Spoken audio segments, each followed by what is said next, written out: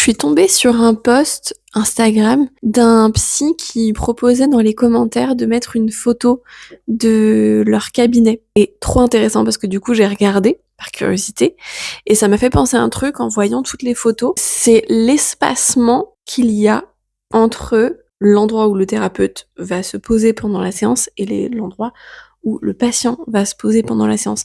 Et également, comment c'est orienté. Est-ce qu'on est face à face? Est-ce que on est plus en mode un peu cure psychanalytique avec le patient qui va pas forcément voir directement le psy? Enfin bref, trop intéressant, j'ai trouvé. Parce que c'est des vrais sujets dont on parle très peu et qui pourtant ont toute leur importance dans l'expérience relationnelle de la séance, dans ce qui va se passer ou non dans le processus thérapeutique. Et ce qui m'a marqué, ce dont je me doutais, mais là de le voir visuellement dans les photos, je trouvais ça intéressant, c'est que la plupart du temps, les espaces, la distance en fait qu'il y a entre le psy et le patient, entre le thérapeute et le patient, dans les espaces de consultation, est très grand.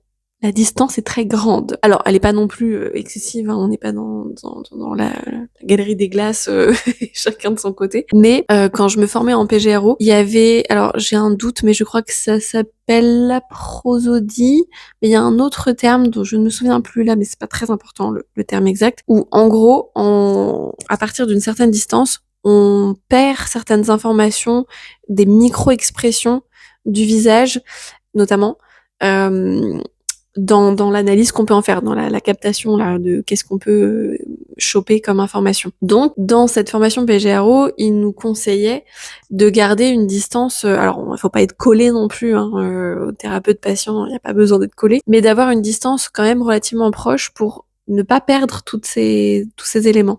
Moi, perso, le repère que je prenais, c'est je m'asseyais dans mon fauteuil à moi de thérapeute et je faisais comme si je m'étalais, donc j'étendais mes jambes et je voyais, l'idéal c'est d'avoir un cobaye, donc de demander à quelqu'un de se mettre dans le fauteuil du patient et de faire pareil, d'étendre ses jambes. Donc on est tous les deux avec les jambes étendues et je regarde en gros, ça c'est les jambes, et je regardais en gros si on peut se toucher les pieds quand on fait ça tous les deux ou si on est très loin et que c'est impossible de se toucher. L'idéal, c'est que ça puisse arriver. Le but, c'est pas que ça arrive, hein, mais juste pour avoir la bonne distance, parce que à cette distance-là, du coup, on est sûr de pas perdre les infos non-verbales, micro-expressions, etc. Et en plus, ça fait bosser aussi les questions d'altérité, de distance, de limite, de frontières. On peut bien évidemment travailler en sensorimoteur, mais du coup, pourquoi ne pas utiliser la relation thérapeutique qui va être déjà présente, ne serait-ce que dans l'agencement du bureau. Donc là, aujourd'hui, je travaille essentiellement en visio, donc j'ai plus trop ce truc-là de distance. Mais mon compagnon, qui est psychopraticien, il l'a, puisqu'il travaille essentiellement en présentiel, il a quelques visios.